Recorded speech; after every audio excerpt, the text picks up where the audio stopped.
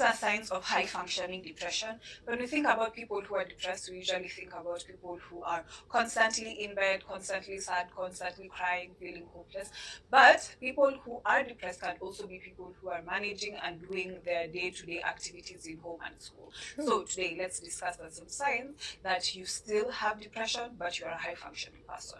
So, number one, you are still able to complete tasks, but it takes a tremendous amount of That's effort. correct. You can still be able to do your job, but it takes way longer. You can still be able to go to school, but it takes too much effort to wake up, to dress, to go to school, to study, to learn. So, you're still doing this, but it takes way much than somebody who is not depressed. Number two, you feel guilty for not doing better, or you feel guilty for not doing things up to par. So, of course, you know that you're going to take way longer to do something, but you're constantly feeling bad about yourself that you can't do it in the same time.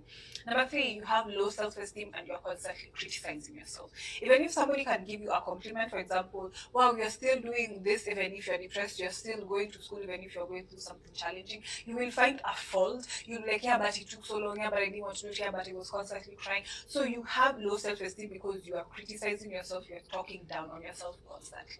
Next is to feel constantly irritated or you feel constantly annoyed. The slightest types of things which wouldn't have annoyed you if you are actually okay will still piss you off at that particular time. That's right. Next, you are struggling to appear normal to your peers, even though you are doing things at work or doing things at school. So you may be still going and you still be participating when it comes to social events, but you are struggling to appear normal to other people. You're trying to make yourself not look depressed, but people can tell that there's something wrong with you, maybe like you have a low mood or something.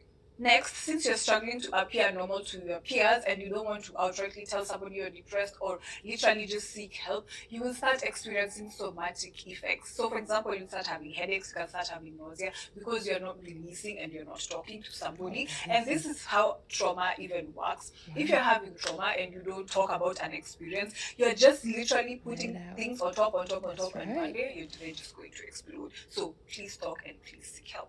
Next one, you are having weight fluctuations. You may be having a problem when it comes to your appetite. You're either eating too much, you're either eating too little. So your weight can literally fluctuate. So even if you are still going to work, you're still doing your daily duties, people can even notice, hey, whether you're gaining weight or you have lost weight because you're dealing with it behind closed doors. Next, you may be tempted or you may even start using drugs to cope with your situation. A lot of people, they use drugs to cope with their emotions, for them to feel less, for them to not be sober enough for things to be able to affect them. So you may find that you are literally going into drug addiction because you want to feel a little bit better.